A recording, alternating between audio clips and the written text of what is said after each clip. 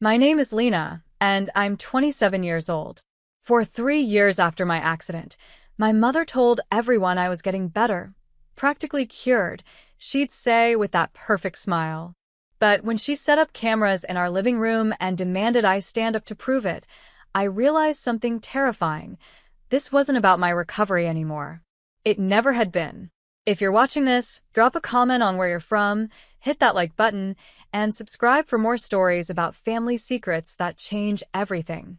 I've learned that love can wear many faces. My mother, Vivian, taught me that lesson well. From the outside, she's everything a devoted mother should be. Attentive, caring, always by my side. But behind closed doors, when the cameras stop rolling and the guests go home, her face shifts into something I still can't quite name. Something cold. Something hungry. It's been 3 years since the accident. 3 years since the car crash that left me with partial paralysis from the waist down, confined to this wheelchair that's become both my prison and my only means of freedom. The doctors said I was lucky to survive. My mother said I was lucky to have her. Maybe I believed that once. The morning of her charity luncheon, I woke to the sound of her heels clicking down the hallway. Sharp, purposeful sounds that always made my stomach tighten.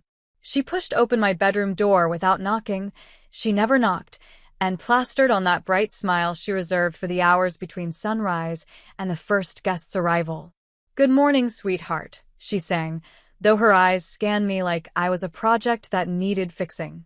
"Big day today. Let's get you presentable." She helped me into the dress she'd chosen. Powder blue with delicate lace at the collar, something that made me look soft and fragile. Exactly the image she wanted. Her hands were efficient as she adjusted my collar, smoothed my hair, arranged me like a doll on a shelf. Then, as she fastened the last button, her voice dropped to a whisper only I could hear. "Try not to make today about you." The words landed like stones in my chest. I wanted to ask what she meant, wanted to remind her that I hadn't asked to be paraded in front of her friends, but my hands found the armrests of my wheelchair instead, trembling slightly. I'd learned that silence was safer. By noon, our home had transformed into a showcase of elegance. White tablecloths, fresh flowers, champagne flutes catching the sunlight. Women in designer dresses air-kissed each other's cheeks, while my mother floated through the crowd like a queen holding court. And me? I was wheeled to the center of the living room, positioned where everyone could see me, where everyone could admire my mother's devotion. That's when she transformed. The cold woman who'd dressed me that morning vanished, replaced by someone warm and radiant.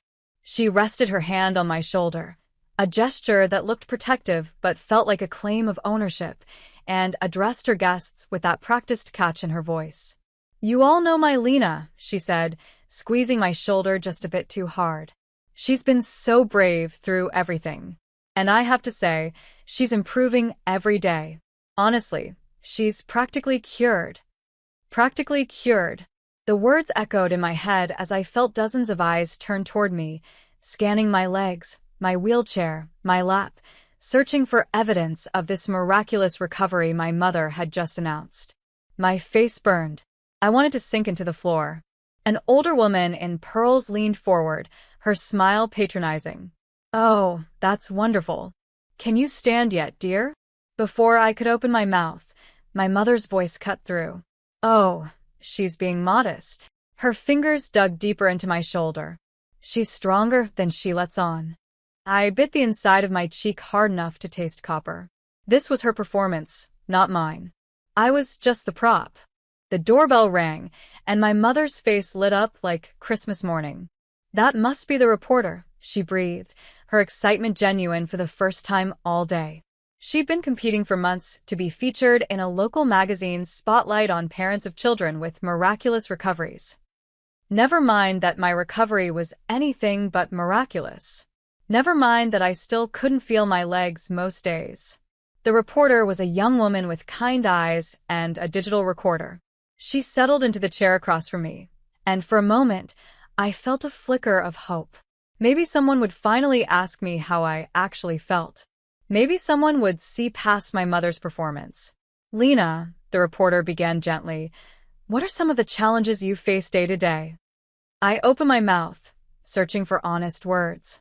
The truth was complicated. The physical pain, yes, but also the isolation, the constant pressure to improve on someone else's timeline, the weight of being both visible and invisible at once. But my mother's laugh cut through the air like glass shattering. Challenges? Oh, she's exaggerating.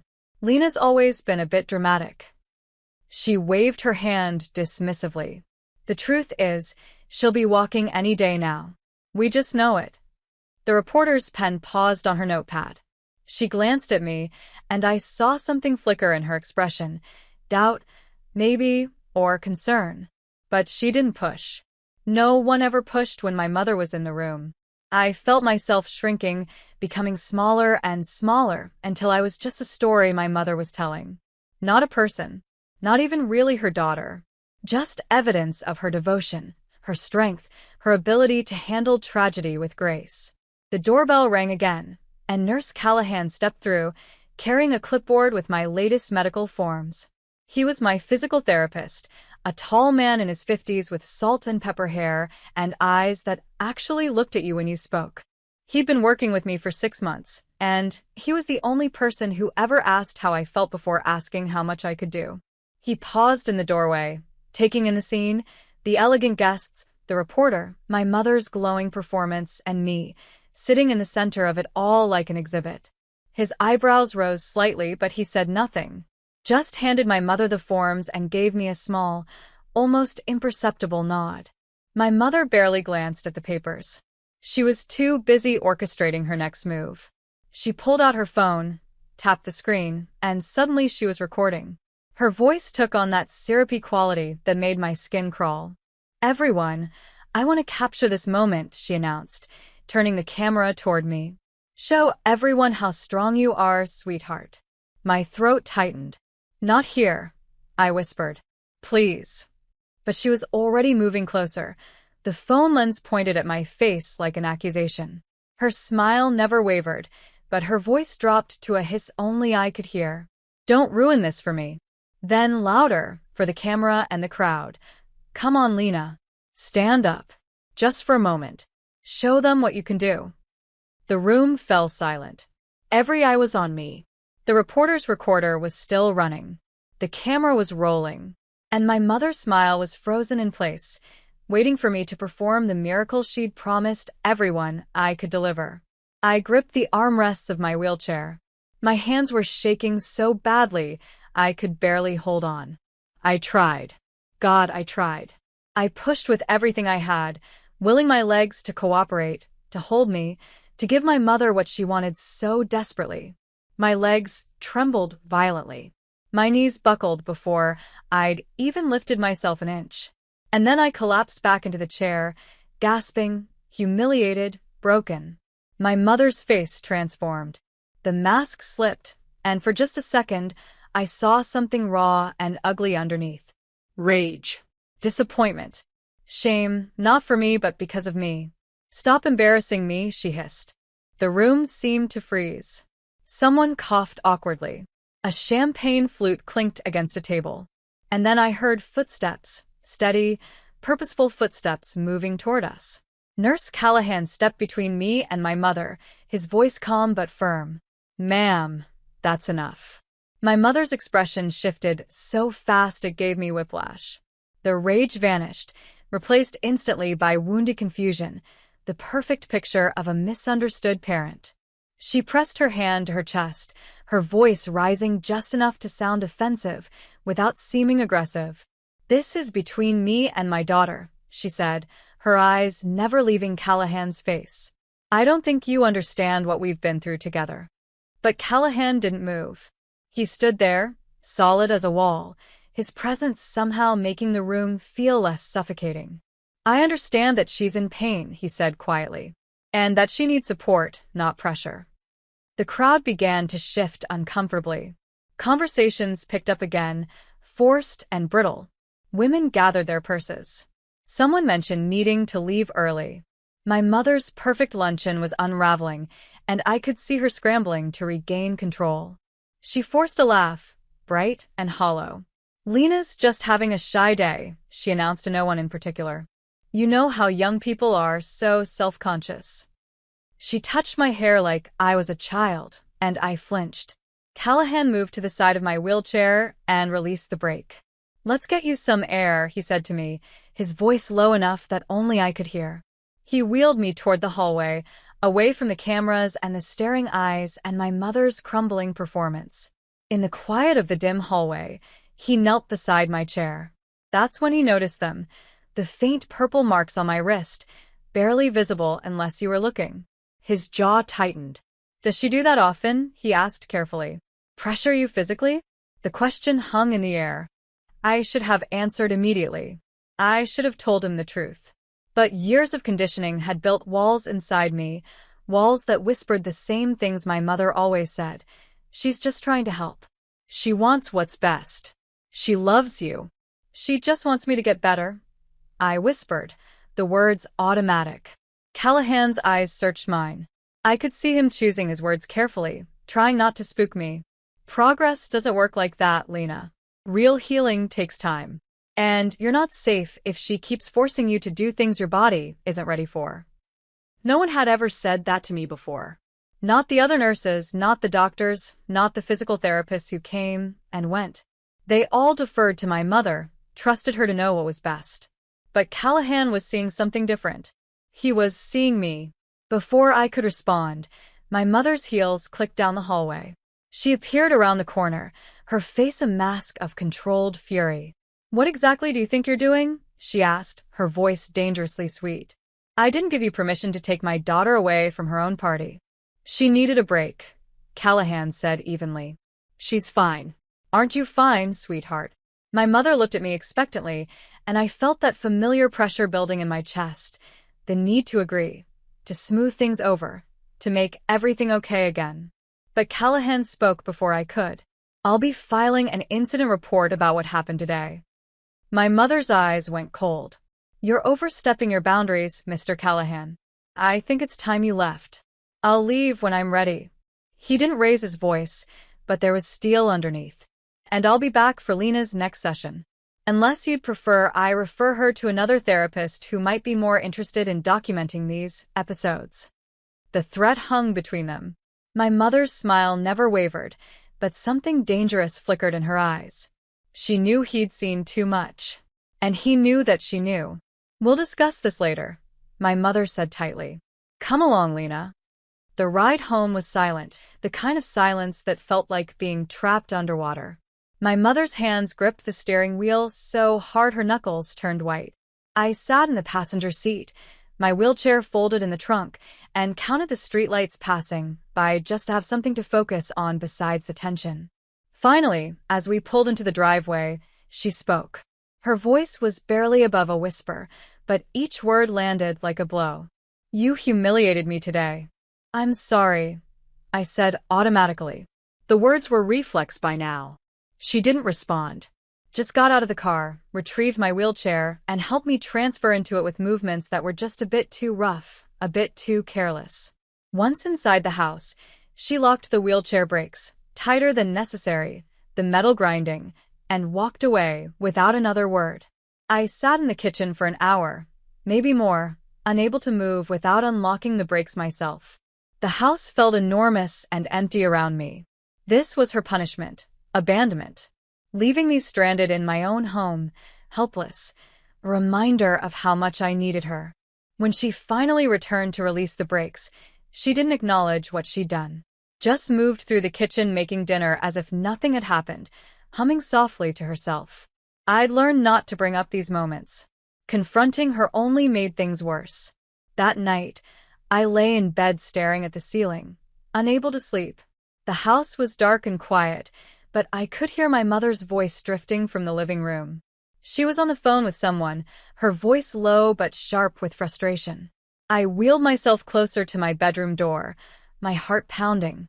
"If she won't cooperate, there's no point keeping her here," my mother was saying. "I've given her everything. Everything. And this is how she repays me? By making me look like a fool." My stomach dropped. What did she mean? No point keeping her here? Where else would I go? I had no job, no money of my own, no independence. She controlled everything, my medical care, my finances, my entire life. The conversation ended, and I quickly wheeled back to my bed, my hands shaking as I tried to look like I'd been asleep the whole time. But my mind was racing. For the first time, I wondered if I was actually in danger. Not just emotional danger, but something more immediate, more real. I grabbed my phone from the nightstand and pulled up Callahan's contact information. He'd given me his number months ago, but I'd never used it. My fingers hovered over the keyboard. What would I even say? My mother is angry at me. My mother said something scary on the phone. It sounded paranoid, dramatic, all the things she always accused me of being. But I typed anyway. Thank you for today. His response came faster than I expected. You don't need to thank me. Are you safe? I stared at the question. Was I safe? I didn't know how to answer that. I think so, I typed back. If you ever feel unsafe, message me. I'll help. I mean that. I saved his number under a different name, just in case my mother ever looked through my phone. Then I set the phone on my nightstand and pulled the blankets up to my chin, trying to make myself small. Around midnight, I heard my door creak open. I froze. Through barely open eyes, I could see my mother's silhouette standing in the doorway, backlit by the hallway light. She didn't move, didn't speak, just stood there, watching me in the darkness. When she finally spoke, her voice was soft. Too soft. We're going to fix your attitude tomorrow. Then she closed the door, and I was alone again in the dark, my heart hammering against my ribs. Morning came too quickly. I barely slept, and when sunlight finally crept through my curtains, I felt exhausted down to my bones. But my mother was already awake, already dressed, already moving through the house with that manic energy that always meant she was planning something. She appeared in my doorway with a cup of coffee and a smile that didn't reach her eyes. Good morning, sleepyhead, she chirped. Get dressed. We're going to the clinic. I blinked, confused. I don't have an appointment today. Well, now you do. She set the coffee on my nightstand, too cheerful, too bright. I found someone who can really help you. Someone who understands that healing is about mindset. A cold feeling settled in my stomach. I knew that tone. I'd heard it before, right before she dragged me to some new specialist or tried some experimental treatment that left me worse off than before. But I also knew better than to argue when she used that voice. The clinic was on the outskirts of town, in a building that looked more like a spa than a medical facility. Soft music played in the waiting room. Everything smelled like lavender and false promises. My mother practically vibrated with excitement as she wheeled me inside. A man emerged from one of the treatment rooms, tall, tanned, with teeth too white and a smile too practiced. He wore scrubs, but something about him felt off. Wrong. You must be Vivian, he said, shaking my mother's hand like they were old friends. And this must be Lena. I'm Dr. Harlow. Doctor. The word felt like a lie, but I couldn't explain why. My mother beamed. Dr. Harlow specializes in mind-over-body healing, she explained, as if this were perfectly normal. He's helped so many people overcome their limitations. Limitations. Not injuries. Not medical conditions. Limitations. Dr. Harlow gestured to his office, and my mother wheeled me inside. She pulled out her wallet, and I watched as she counted out $100 bills, cash, not insurance. She handed the money to him discreetly, and he pocketed it without counting. Now, Lena, he said, turning to me with that practiced smile. Your mother tells me you've been struggling to regain mobility. Is that correct? I have a spinal injury, I said flatly. From a car accident. Right. He waved his hand dismissively. But the body is capable of remarkable things when we remove mental blocks. Often, what we think of as physical limitations are really just excuses our mind creates to protect us from fear. My jaw clenched. It's not mental. It's neurological. Everything is mental, ultimately. He stood up, moving toward me. Let's try something. I want you to stand up. Don't think about whether you can or can't. Just do it. I can't. See? That's the mental block talking. He reached for my arms. The body obeys the mind when excuses are removed. Come on. Try. I looked at my mother, hoping she'd see how wrong this was, how dangerous. But she was already recording on her phone again, her eyes gleaming with anticipation. I tried. God help me, I tried. Not because I believed him, but because I was afraid of what my mother would do if I didn't. I gripped the armrests, pushed with everything I had, willing my legs to respond. They didn't. They wouldn't. My whole body shook with the effort, sweat breaking out across my forehead, but nothing happened. My legs remained dead weight beneath me. See, my mother said, her voice tinged with frustration. She's resisting. Resisting. As if I had any choice. As if this were something I could control, if I just wanted it badly enough. Dr. Harlow nodded thoughtfully, as if I'd just confirmed his diagnosis. This is common. Years of learned helplessness create powerful barriers. I recommend an intensive breakthrough treatment program. For weeks, twice daily sessions. It's expensive, but the results speak for themselves. My mother didn't even hesitate. How much? $12,000 for the complete program. $12,000. The number echoed in my head. That was money for my father's life insurance policy, the one he'd left specifically for my long-term medical care. My mother was supposed to manage it responsibly, use it for legitimate treatment, therapy, equipment I needed. But she was nodding, already pulling out her phone to discuss payment plans. Too eager. Too desperate for this miracle cure that would somehow prove she'd fix me, that she was the devoted mother everyone believed her to be. Wait, I said, my voice shaking. I don't want this treatment. It doesn't make sense. I need real physical therapy, not what? My mother's voice turned sharp. Not help? You've been in that chair for 3 years, Lena. 3 years of me giving you everything, and you're still not walking.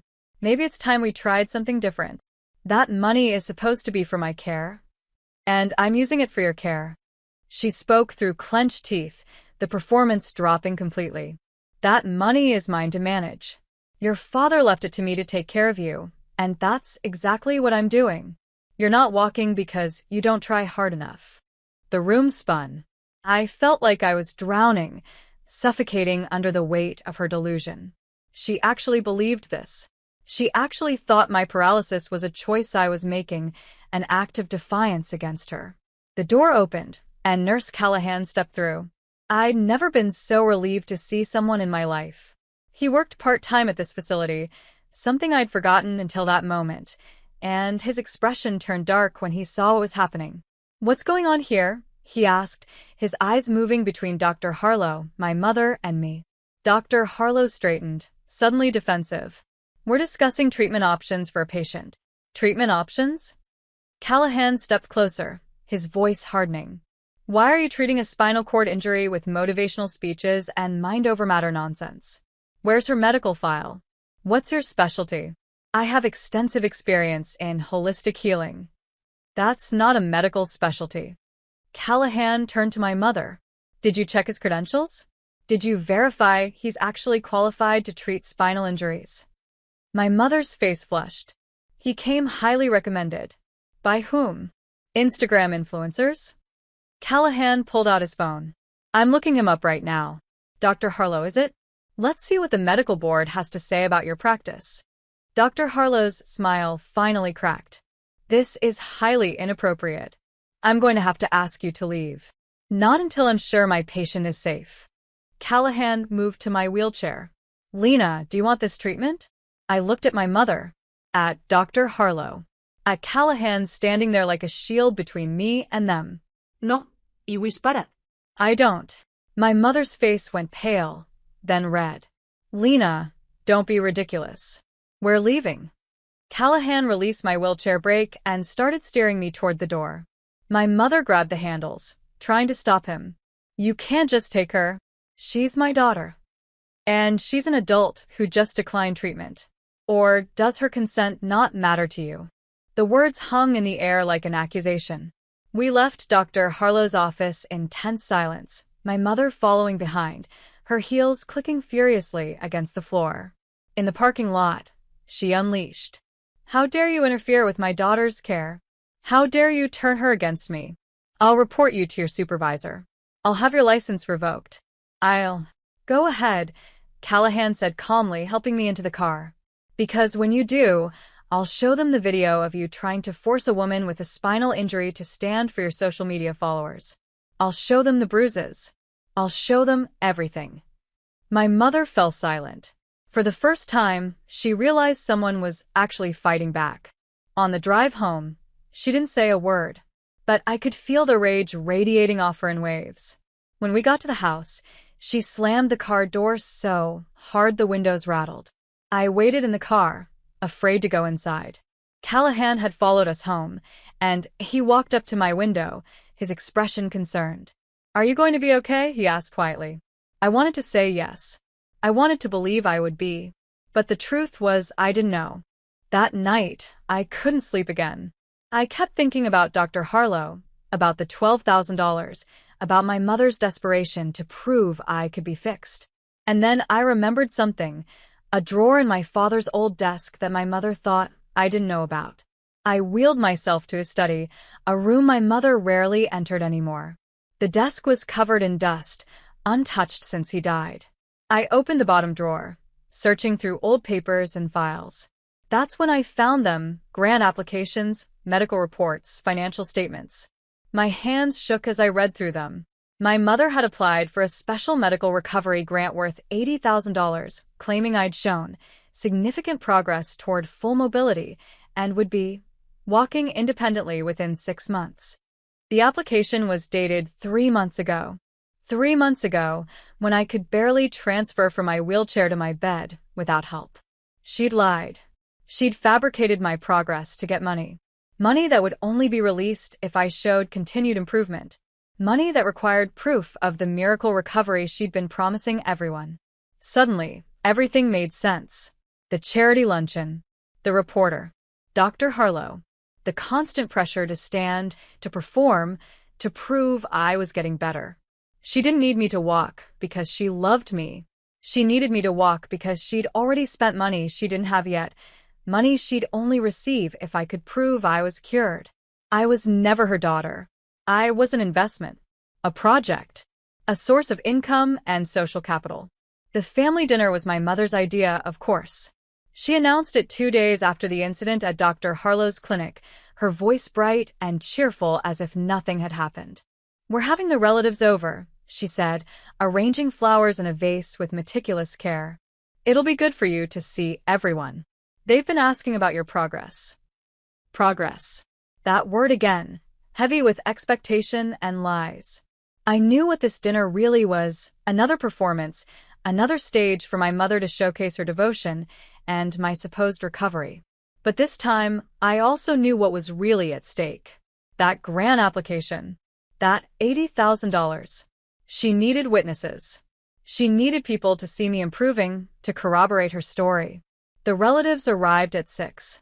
Uncle Marcus, with his booming laugh. Aunt Linda, with her tight smile and judgmental eyes. My cousins, scattered across the living room with their phones, bored before the evening even began. They all greeted me with the same careful enthusiasm people reserve for the terminally ill or very fragile. "Lena, you look wonderful," Aunt Linda gushed, though her eyes scanned me like she was cataloging evidence of decline. My mother orchestrated the evening like a conductor leading an orchestra. She seated me at the head of the table, a position of honor that felt more like being on display. Every time someone asked about me, she answered before I could speak. "How's physical therapy going?" "Oh, she's making incredible strides." "Any new treatments?" "We're exploring some cutting-edge options." "Very promising." "When do the doctors think she'll walk?" Soon. "Very soon." The dinner conversation flowed around me like I was a statue, present but not really there. And then, halfway through dessert, my mother stood up, tapping her wineglass with a fork to get everyone's attention. "I have an announcement," she said, her face glowing with manufactured joy. "I wanted you all to be the first to know. My daughter will be walking by Christmas." The table erupted in applause. Congratulations rained down. Uncle Marcus raised his glass in a toast. And I sat there, frozen, my hands gripping my lap so hard my knuckles turned white. Christmas was 6 weeks away. In fact, my mother continued, her voice rising above the noise, why don't we show everyone right now? Come on, sweetheart. Let's show them what you can do. The room fell silent. Every eye turned toward me. I could feel the weight of their expectations, their hope, their anticipation of witnessing something miraculous. Mom, I don't think. Don't be shy. She moved behind my wheelchair, her hands on the handles. Everyone's family here. They want to support you. I can't. You haven't even tried. Her voice hardened slightly, a warning only I could hear. Come on. Just stand up for a moment. Show them you're getting stronger. My heart was pounding so hard I thought everyone could hear it. I looked around the table, at my aunt's encouraging smile, my uncle's expectant nod, my cousins finally paying attention. They all wanted to see it. They all believed her. Please, I whispered. Not like this. But my mother was already moving, reaching down to grab my arms, trying to pull me upright. The angle was wrong, the leverage was off, and pain shot through my spine like electricity. I cried out, trying to pull away, but her grip was iron. Stop, I gasped. You're hurting me. She yanked harder, her face reddening with effort and frustration. For a horrible moment, I felt myself being lifted from the chair, my body suspended at an impossible angle, my legs dragging uselessly beneath me. And then she lost her grip. I fell. Not back into the wheelchair, but forward, crashing to the floor with a violence that knocked the breath from my lungs. My chin hit the hardwood, my hands scraped against the floor trying to catch myself, and pain exploded through my entire body. Gasps filled the room. Someone screamed. Chairs scraped back as people jumped up. But my mother didn't help me. She stood there, staring down at me with an expression I'd never seen before. Pure, undiluted rage mixed with something that looked like panic. Get up, she hissed. Stop being dramatic and get up. I couldn't. I was gasping for air, tears streaming down my face, my body shaking. I heard my aunt calling my name, my uncle saying something about calling an ambulance, but it all sounded far away. Everyone just calm down, my mother said loudly, her voice taking on that bright, controlled quality. She's fine. She's always been prone to theatrical displays when she doesn't get her way. Theatrical displays. As if I'd thrown myself on the floor for attention. Aunt Linda knelt beside me. Vivian, she's bleeding. Her chin. It's just a scratch. Help me get her back in the chair. But Uncle Marcus was already pulling out his phone. I'm calling for help. Don't you dare.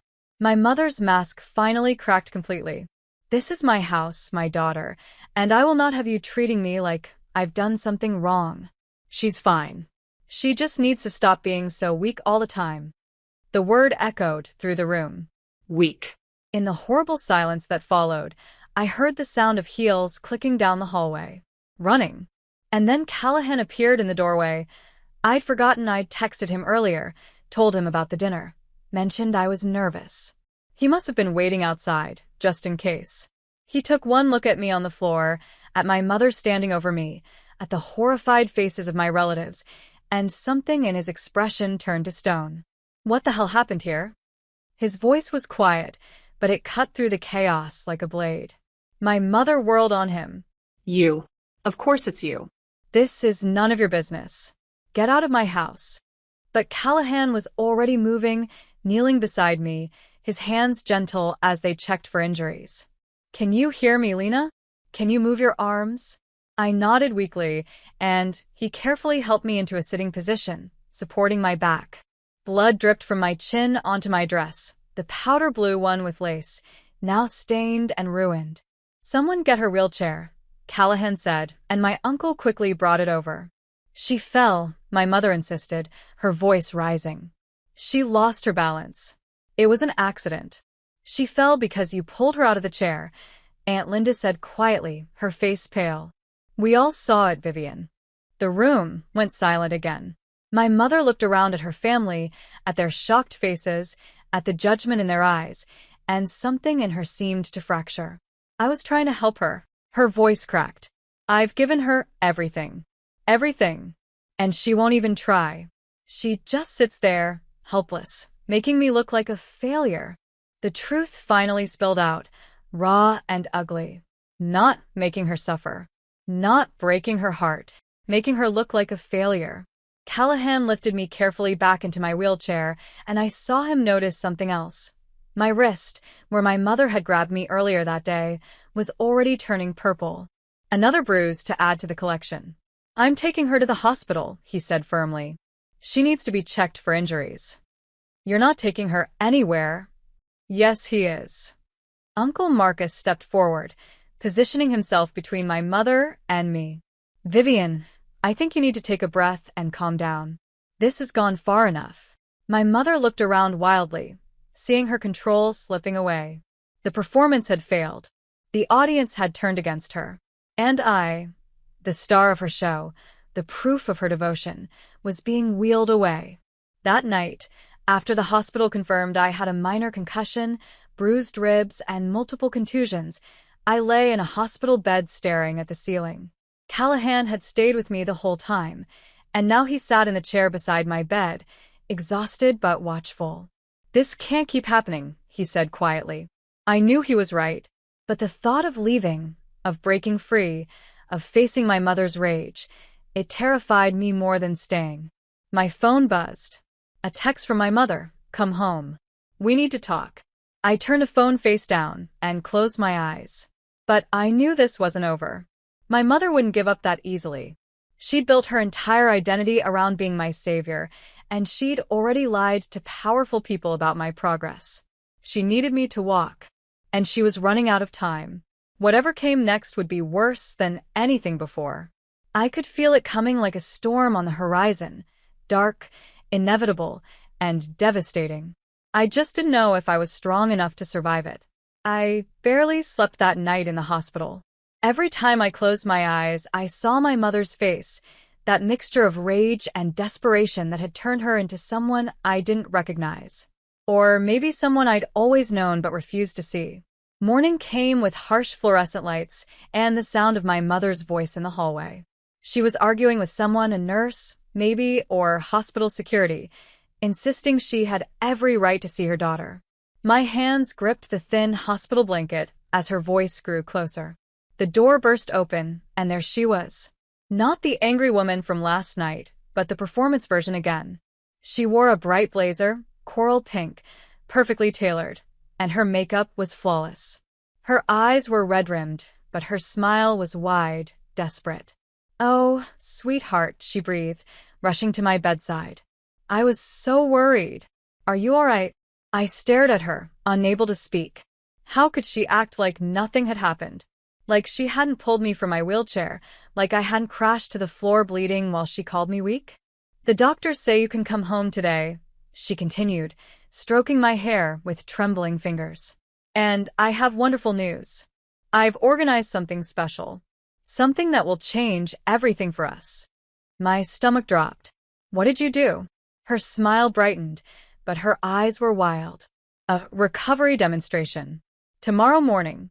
I've invited everyone, the donors from the luncheon, Dr. Harlow, some people from the medical board who are considering my grant application.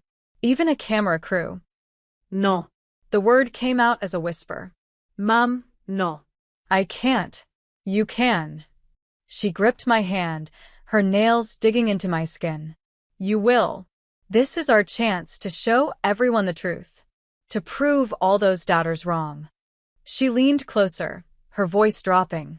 "Today changes everything. For both of us." She left before I could argue further, making arrangements for my discharge. And I realized with growing horror that she wasn't going to stop. She couldn't stop. She'd gone too far, promised too much, lied to too many people.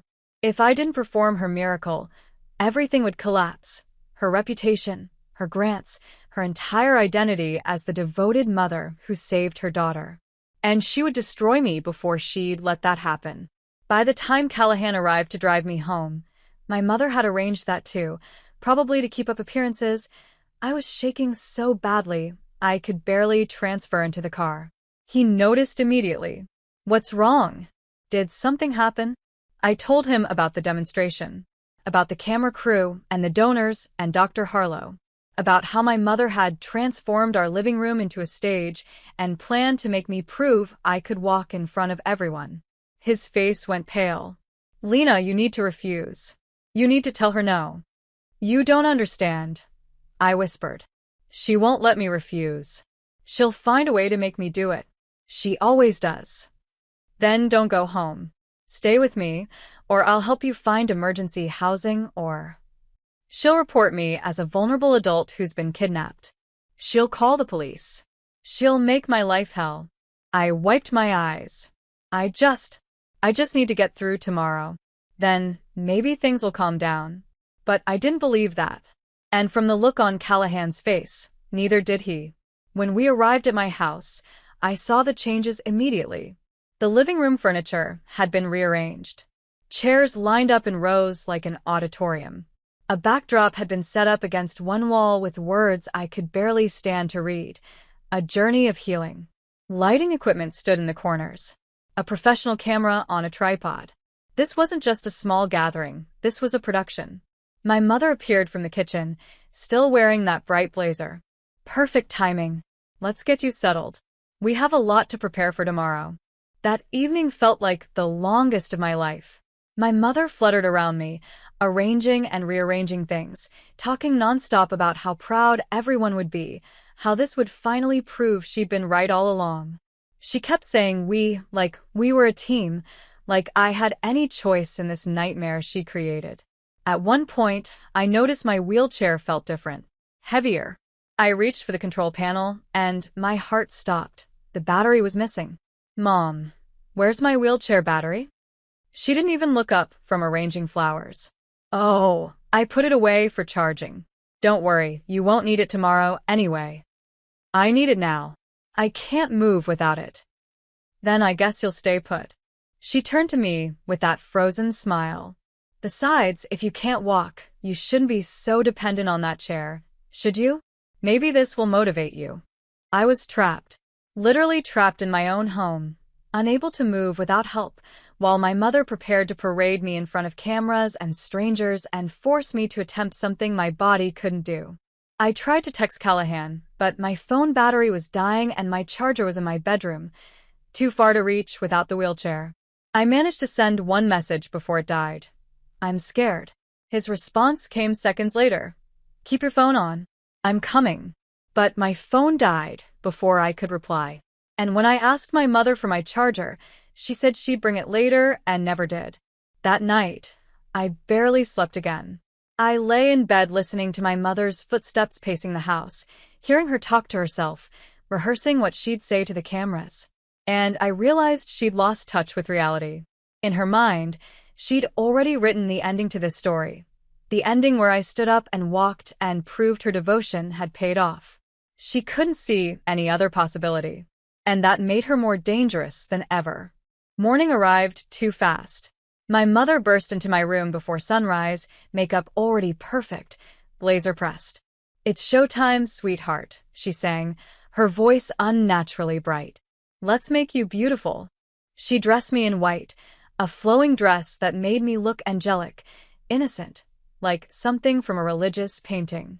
She styled my hair and did my makeup while I sat frozen, numb, going through the motions because I didn't know what else to do.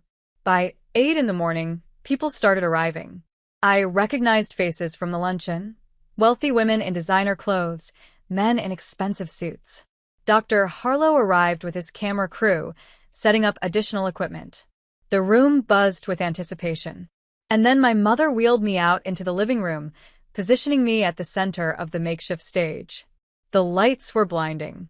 I could barely see the faces in the crowd, just shapes and shadows, and the unblinking eye of the camera lens. My mother stood beside me, one hand on my shoulder, possessive, controlling. "Thank you all for coming," she began, her voice projecting perfectly. "Today, you're going to witness something extraordinary. My daughter has been on a remarkable journey, and today marks a turning point. Today, she's going to show you what determination and love can accomplish." The crowd murmured appreciatively. Someone started clapping, and others joined in. My mother basked in it, feeding off their attention like oxygen. Dr. Harlow stepped forward, taking his position as the expert. Ladies and gentlemen, we've been working with Lena intensively on breaking through her mental barriers. The mind is a powerful thing. It can heal or it can limit us. Today, we're going to demonstrate the power of belief over perceived limitation. Perceived limitation. My spinal injury documented, diagnosed, permanent, reduced to a perception problem. My mother leaned down, her lips close to my ear, her voice a whisper only I could hear. Stand up. Right now. Or I'm taking the wheelchair away permanently. I swear to God, Lena, I will leave you with nothing. My whole body trembled. The room swam in my vision. This was it, the moment she'd been building toward, the performance that would either save her reputation or destroy her completely. And she'd made it clear. She'd rather destroy me than face that failure. I gripped the armrests, my hands slick with sweat. The crowd fell silent, watching, waiting. My mother's smile never wavered, but her fingers dug into my shoulder like claws. I pushed. I pushed with everything I had, every muscle in my upper body straining.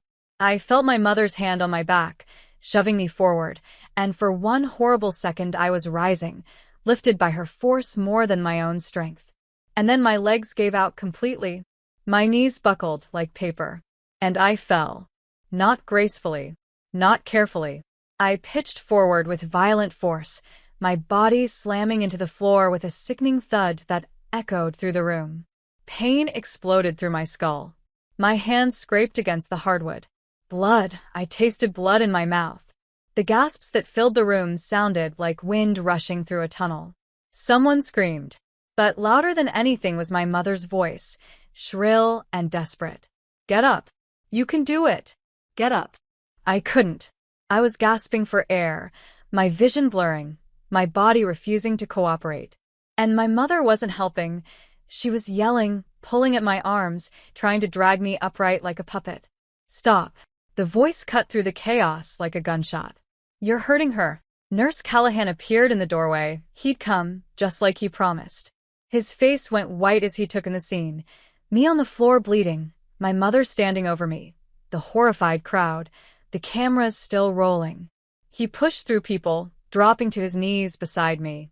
His hands were gentle as they checked my head, my neck, looking for serious injuries. I saw fresh bruises forming on my arms where my mother had grabbed me. Dr. Harlow tried to intervene, stepping forward with his practiced smile. This is all part of the process. Sometimes breakthrough requires. Breakthrough?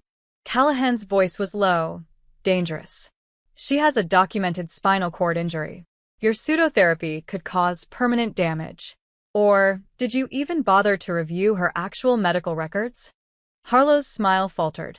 The camera crew shifted uncomfortably, clearly uncertain if they should keep filming. My mother was spiraling, her voice rising higher and higher. Get away from her. This is my daughter.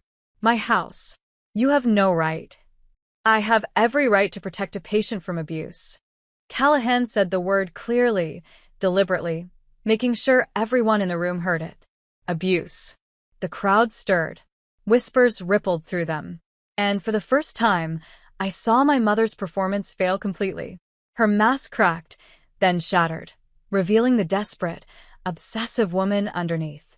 You're ruining everything, she screamed at Callahan, at me, at everyone. She can walk. She just won't. She's doing this to humiliate me, to make me look like a failure. There it was. The truth she'd hidden behind all the devotion and love and carefully staged moments. This was never about helping me. It was about her. It had always been about her. The room fell silent. Even the camera crew had stopped filming. Guests stood frozen, clearly uncomfortable, clearly realizing they'd witnessed something terrible. Callahan helped me into my wheelchair. Someone had retrieved the battery from wherever my mother had hidden it. As he wheeled me toward the door, guests silently stepped aside. No one was clapping now. No one was congratulating my mother on her devotion. They were staring at her with something between pity and horror. And my mother stood alone in her living room, surrounded by her stage and her lights and her carefully crafted backdrop, watching her performance and her perfect life collapse around her. Callahan's car smelled like coffee and antiseptic. I sat in the passenger seat, my wheelchair folded in the back, my hands still shaking as we drove toward the hospital. He kept glancing at me, checking if I was okay, but I couldn't speak. My throat was tight with something between terror and relief. "I need to take you to the ER," he said gently. "You hit your head hard. We need to make sure there's no serious damage." I nodded numbly. Behind us, my mother's house grew smaller in the rearview mirror, but I could still feel the weight of what had happened. The cameras, the crowd, the moment my mother's mask finally, irrevocably shattered. At the hospital, everything moved in a blur. Nurses checked my vitals. A doctor examined the cut on my chin, the bruises forming across my arms. They took me for imaging, CT scan, X-rays, checking for injuries that went deeper than the surface. I lay in the scanning machine, listening to it hum and click, and thought about how many times I'd been in these machines before. After the accident, during recovery, for checkups and complications. But this time was different. This time, the injuries weren't from an accident. They were from my mother. The doctor returned with films in hand, her expression serious. "Lena, we found some concerning things. You have new inflammation in your lumbar spine, and there are signs of strain that suggest forceful manipulation. Can you tell me what happened?" I looked at Callahan, who stood quietly in the corner. He gave me an encouraging nod. "My mother," I whispered. "She tried to make me stand. She pulled me hard." The doctor's jaw tightened. She made notes on her tablet, her movements deliberate. "This kind of manipulation on an injury like yours is incredibly dangerous. You could have sustained permanent damage." Do you understand that? I nodded. My mother had been willing to cripple me further just to prove she could make me walk. Callahan stepped forward. "Doctor, this isn't the first incident.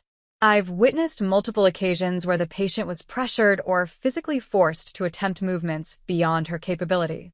"Is this true, Lena?" The question hung in the air. This was my chance. My chance to tell the truth, to finally speak the words I'd been swallowing for 3 years. But years of conditioning made my throat tight, made my mother's voice echo in my head. "Don't make me look bad. Don't be dramatic. Don't ruin this for me." "This is abuse, not care," Callahan said quietly, stepping beside me. "And she deserves to be safe." The word again. Abuse. Each time someone said it, it became more real, harder to deny. "Yes," I whispered. "It's true." The doctor nodded slowly. "I need to document this. And I'm required to report it." Before I could respond, my mother's voice echoed from the hallway. Where is she? "Where's my daughter? You can't keep me from her." She burst through the door, her makeup smeared now, her perfect blazer wrinkled. She looked wild, desperate. When she saw me, relief flashed across her face, quickly replaced by that familiar performance. "Oh, thank God you're all right." She rushed toward me, but Callahan stepped between us. "I was so worried when you left without saying anything." "Ma'am, you need to step back." The doctor's voice was firm. My mother's eyes darted around the room, reading the situation. "This is ridiculous. She's prone to exaggeration. She always has been. A little fall and suddenly it's a medical emergency." "A little fall?" A nurse who'd been checking my vitals looked up, her voice sharp. "She has a concussion, multiple contusions, and aggravated spinal inflammation. This wasn't a little fall. It was an accident. She lost her balance." "That's not what the witnesses said." The doctor pulled out her phone, showing my mother something on the screen. "Someone posted the live stream online. We've seen the footage." My mother's face went pale. The camera crew, Dr. Harlow's team. Of course they'd posted it. It was supposed to be her triumph, her proof. Instead, it was evidence. "That video doesn't show. It's taken out of context," my mother stammered. "It shows you pulling your daughter out of her wheelchair and forcing her to attempt standing despite her protests. It shows her falling and you continuing to pressure her instead of helping." The doctor's voice was clinical, detached. "Ma'am, I need you to step outside. Now. She's my daughter. And right now, she's my patient. Outside. Security appeared at the door. Someone had called them, anticipating this. My mother looked at me, her eyes pleading, desperate. Lena, tell them. Tell them I would never hurt you. Tell them I was just trying to help. I opened my mouth. Part of me, the part that had been trained for years to protect her, to make excuses, to smooth everything over, wanted to say the words she needed to hear. But I was so tired. So tired of performing. So tired of being her proof, her project, her puppet. You hurt me, I said quietly. You've been hurting me for a long time. Something in my mother's face crumbled, then hardened, then twisted into something ugly. After everything I've done for you, she hissed. After everything I've sacrificed. Outside. Now. Security moved forward, and my mother had no choice but to leave.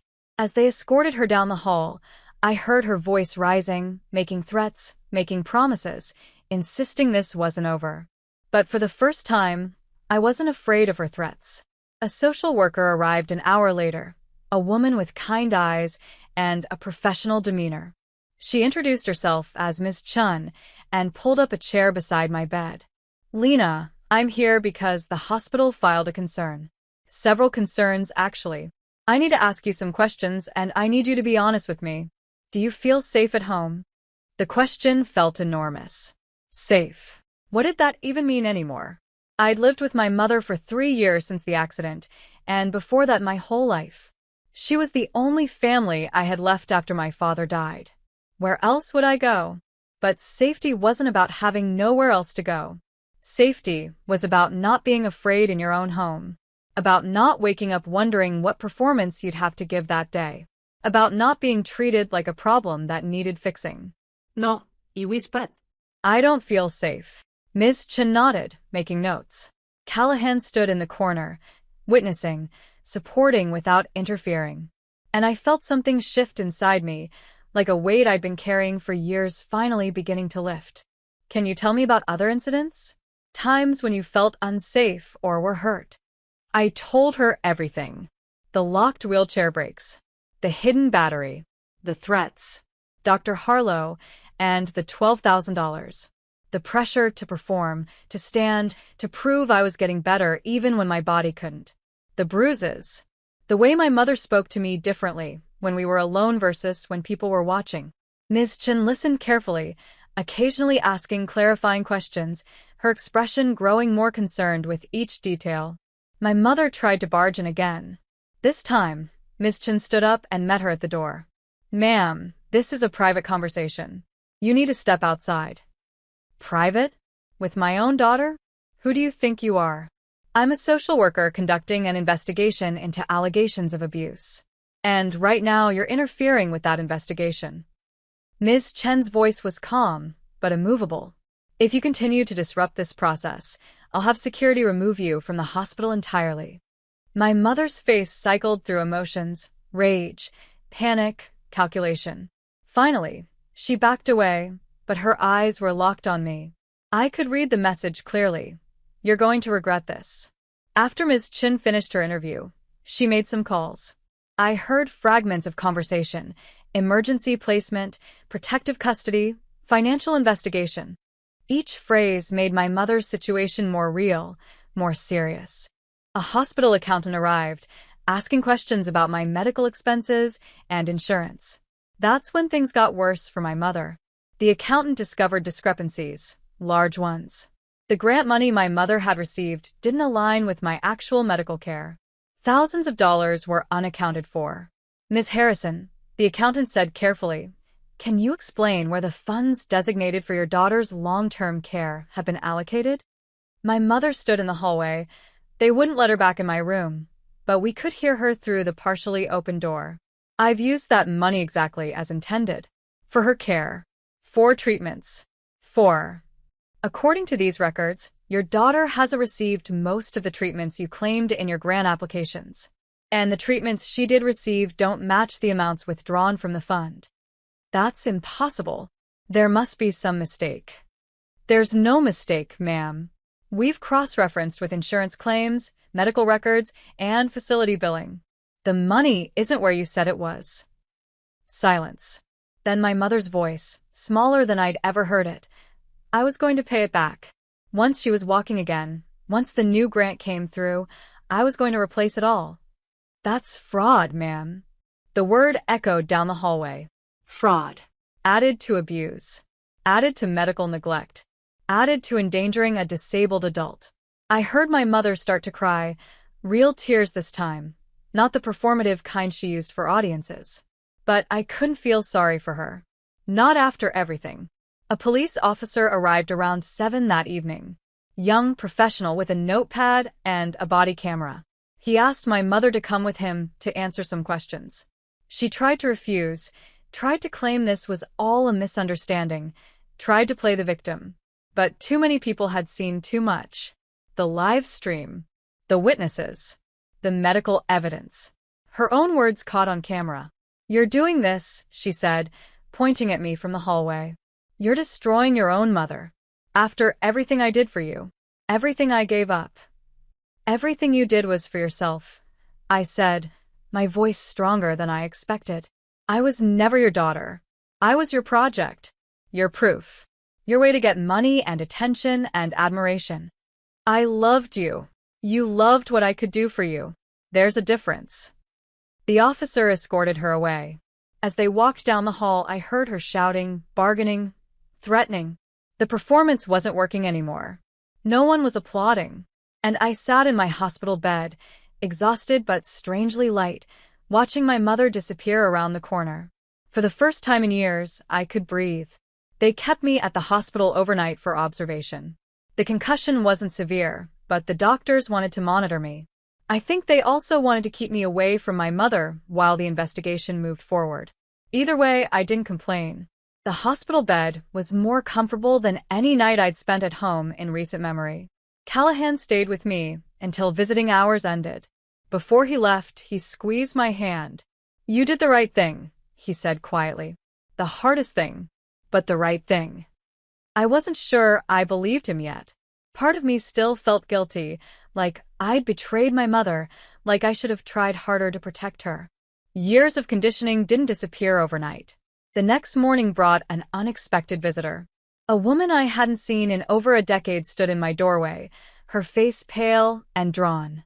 It took me a moment to recognize her, my mother's younger sister, Aunt Caroline. "Lena," she breathed, rushing to my bedside. "Oh God, I'm so sorry. I should have come sooner. I should have," she broke off, tears streaming down her face. I'd forgotten I even had an aunt. My mother had cut off contact with her family years ago, citing some vague disagreement. We never talked about them. It was like that entire side of the family had been erased. "How did you know I was here?" I asked. "I saw the live stream. Someone shared it and I recognized Vivian immediately." She pulled up a chair, her hands shaking. "I drove all night to get here. Lena, I need to tell you something. Something about your mother. Something that might help you understand." I wasn't sure I wanted to understand. Understanding felt dangerous, like it might make me sympathize, might make me reconsider. But Aunt Caroline looked so desperate, so guilty, that I nodded. "Your mother grew up in a house that was brutal," she began, her voice barely above a whisper. "Our mother, your grandmother, she was obsessed with appearances, with perfection. Any sign of weakness was met with punishment. Physical punishment, but also emotional cruelty that left deeper scars." I listened, my stomach tightening. "When Vivian was 16, our younger brother, your Uncle James, he was diagnosed with epilepsy. He had seizures. It was manageable with medication, but our mother, she saw it as shameful, embarrassing. She told people he was away at boarding school, but really she'd basically locked him in his room. Refused to take him to doctors because she didn't want anyone to know." "What happened to him?" I asked, though I already knew the answer wouldn't be good.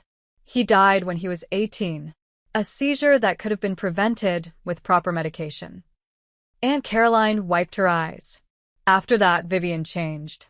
She became obsessed with never showing weakness, never being vulnerable, never letting anyone see anything less than perfection. She cut off our entire family because we reminded her of what happened. Because we knew the truth. I felt something inside me shift. This didn't excuse what my mother had done, but it explained the desperation, the obsession, the way she'd turned my injury into a personal failure that had to be fixed at any cost. When you had her accident, Caroline continued, I wanted to reach out, but Vivian made it clear I wasn't welcome. She said she was handling everything, that you were her responsibility, not mine. She grabbed my hand. I should have fought harder. I should have checked on you. I'm so sorry. It's not your fault, I said quietly. She's very good at keeping people away. I know. I learned that growing up with her. Caroline hesitated. But Lena, you need to know what she did to you. It's the same cycle our mother put us through. The pressure to perform. The inability to accept imperfection. The rage when reality didn't match her fantasy. Vivian became exactly what she swore she'd never be. The words hung between us. My mother had spent her life running from her past, only to recreate it with me as the victim instead of her. Meanwhile, across town at the police station, my mother was facing an entirely different kind of reckoning. I wouldn't learn the details until later, but Callahan told me what happened. She'd been brought in for questioning about the grant fraud, the medical neglect, the physical endangerment. At first, she maintained her composure, insisting everything was a misunderstanding, that she was the victim of a conspiracy to destroy her reputation. But as the officers presented evidence, the financial records, the falsified grant applications, the video footage, the witness statements, her facade began to crack. I was fixing her, she finally said, her voice rising. Someone had to fix her. She was broken, and I was the only one who cared enough to do what needed to be done. The officer conducting the interview remained calm. Ma'am, your daughter has a documented spinal cord injury. She's not broken. She's disabled. There's a difference.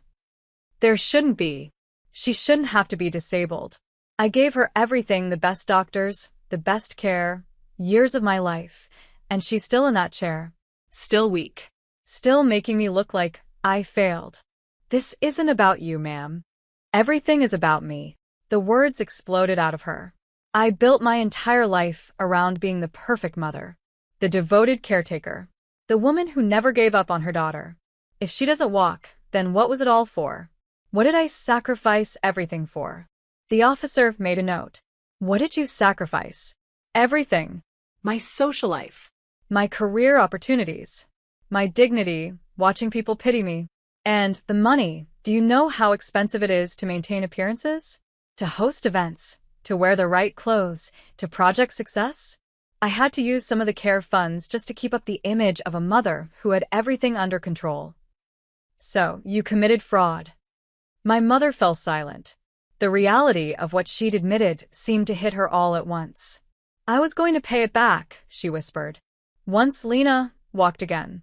Once I got the new grant. It was temporary. It was all temporary until everything was perfect again.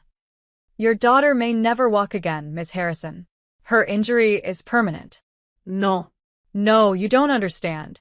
She just needs to try harder. She needs the right motivation.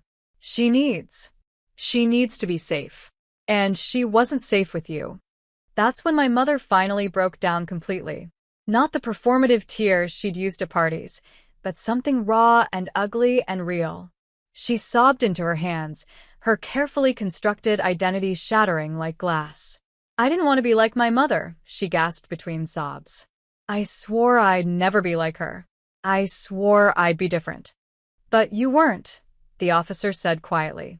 You became exactly what you were running from. Back at the hospital, Aunt Caroline stayed with me through the afternoon. She told me stories about my mother as a child, the girl who'd been crushed under impossible expectations, who'd watched her brother die from neglect, who'd built walls so high around herself that no one could see the damage underneath. I don't think she ever processed what happened to James, Caroline said. She never grieved, never got help. She just decided to be perfect, to never show weakness, to prove she was nothing like our mother. But trauma doesn't work that way. You can't just decide to be different. You have to do the work. She made me her work instead. I said quietly. Yes, she did. Caroline squeezed my hand. And that was wrong.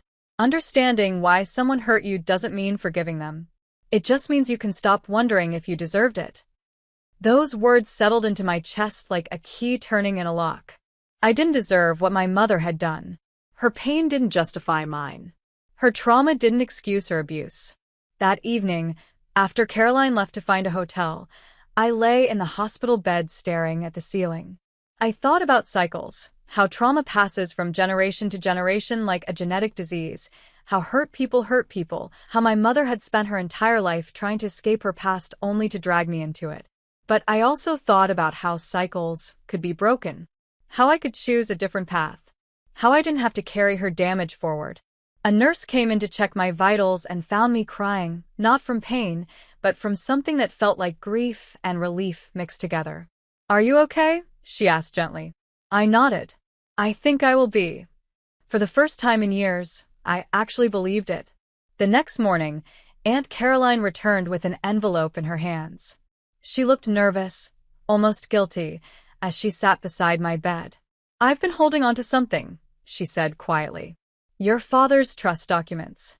The ones establishing the medical fund for your care." My heart skipped. My mother said she was managing that fund. She was. But she wasn't supposed to be the only one with access. Caroline opened the envelope, pulling out official-looking papers. "Your father specified that when you turned 25, control of the fund would transfer to you.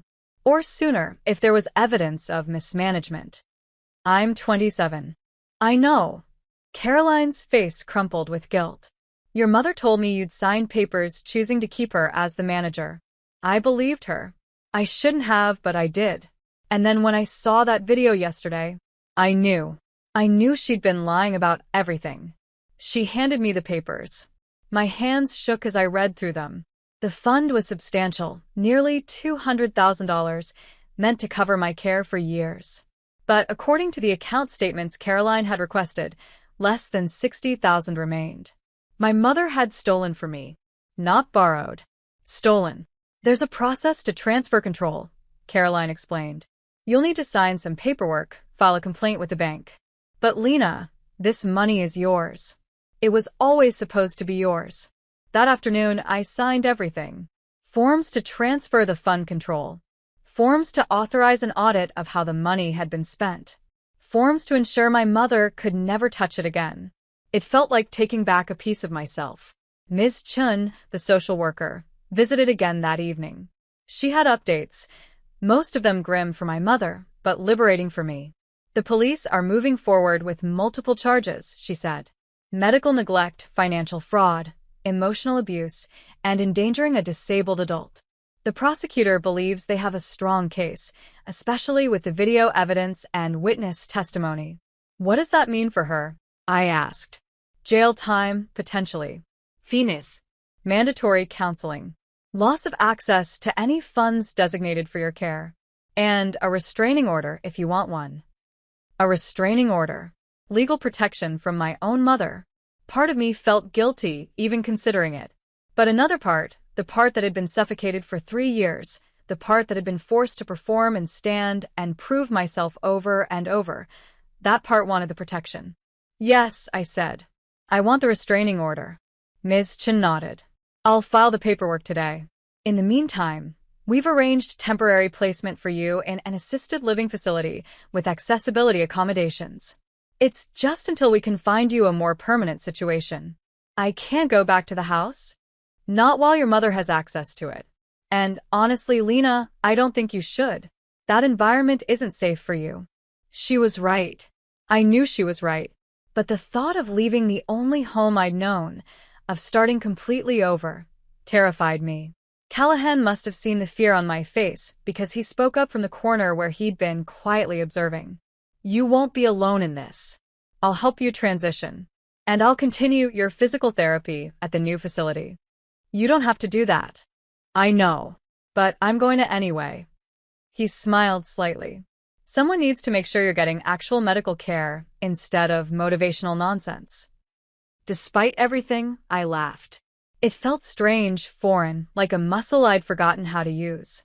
The discharge process took 2 days. Paperwork, arrangements, phone calls with agencies and facilities and lawyers. My mother tried to call repeatedly, but the hospital blocked her number. She tried to visit, but security turned her away. She was learning that her control over me had finally, permanently, ended. The assisted living facility was nothing like I expected.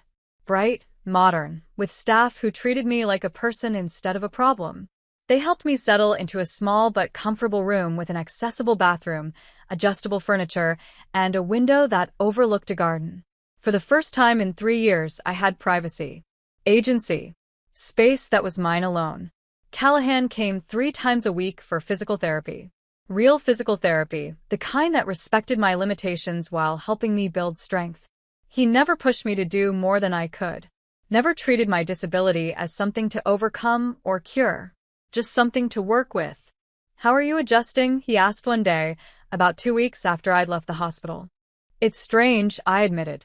"I keep waiting for something bad to happen. Like I'm still waiting for the other shoe to drop." "That's normal. You spent years in survival mode. Your body hasn't learned yet that you're safe now." Safe. That word again.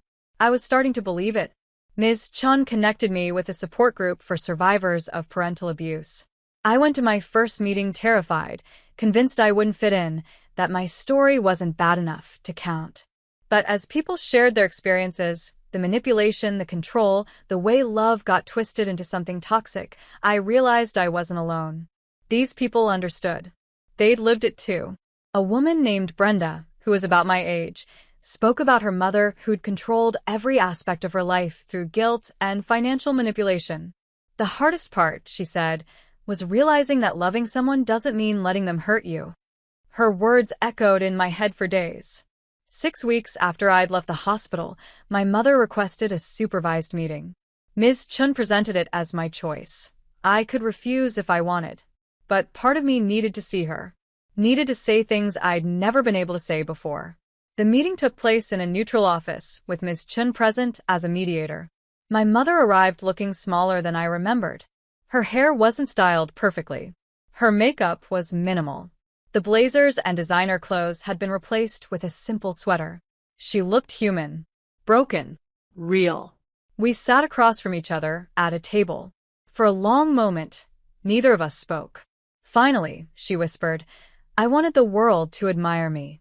"I know," I said quietly, "but I just wanted my mother." Her face crumpled. "I thought I was helping you. I thought if I could just make you walk again, everything would be okay. You'd be happy. I'd be a good mother. Everyone would see that I did everything right. But it was never about me being happy. It was about you looking good." She opened her mouth to argue, then closed it. After a moment, she nodded.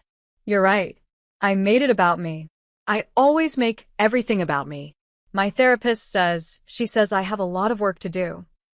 "I hope you do that work," I said. And I meant it. Not for her sake, but because I didn't want anyone else to suffer what I'd suffered. "Can you forgive me?" she asked, her voice small. I thought about that question carefully. Forgiveness felt too big, too complicated. Maybe someday. But not now. Not when the wounds were still fresh. "I can understand why you did what you did," I said finally.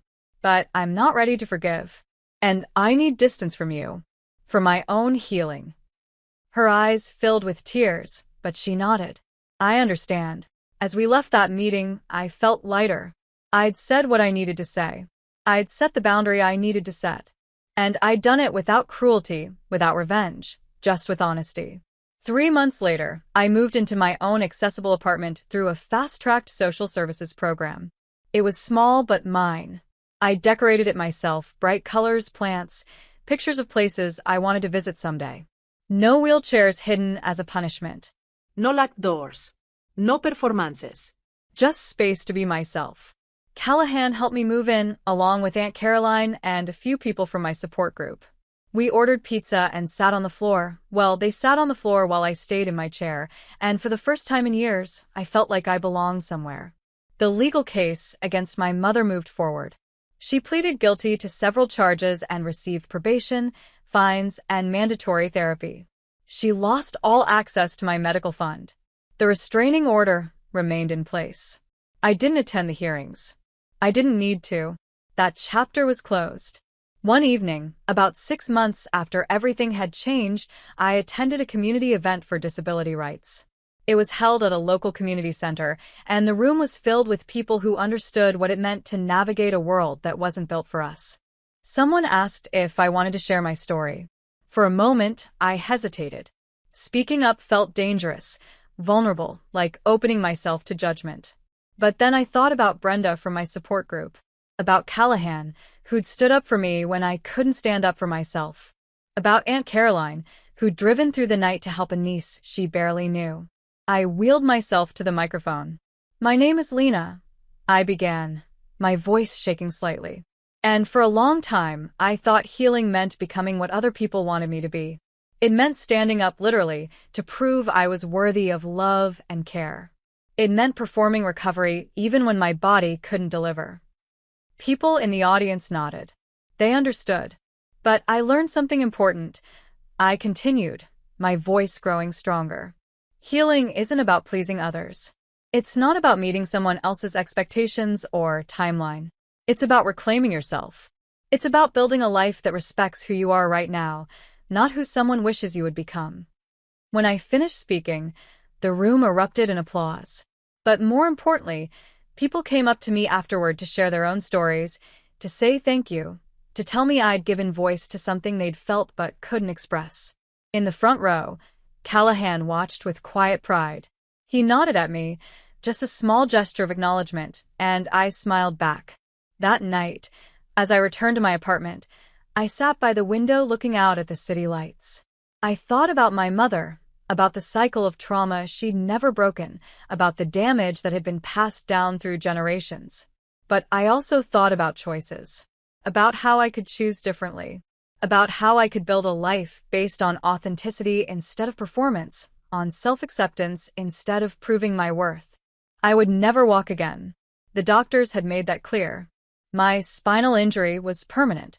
But for the first time in 3 years, I was standing, not on my legs, but on the foundation of my own life. On my own terms. In my own way. And that was enough. More than enough. It was everything. When does protecting your own life become more important than protecting the person who gave it to you? If this story resonated with you, please like this video and subscribe for more powerful stories about breaking free and finding yourself.